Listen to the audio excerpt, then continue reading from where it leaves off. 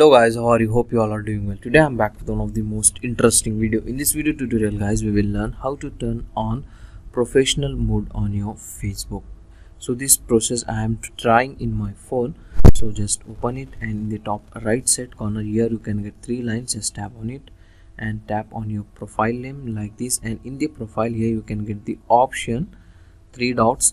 So just tap on three dots from here, so it will open the profile setting. Scroll down and find out turn on professional mode. Just tap on it like this, tap on turn on, select your suitable option from here, and then tap on next option. Okay, and then at the end you need to confirm this. That's it. Now your professional mode was enabled. Now you can easily able to monetize your profile by creating content. Okay, so this is the way to turn on the professional mode on your Facebook profile. So that's for today guys. Hope you enjoy this short and simple video. If you enjoy, please guys like, share and subscribe to our channel. Thank you very much.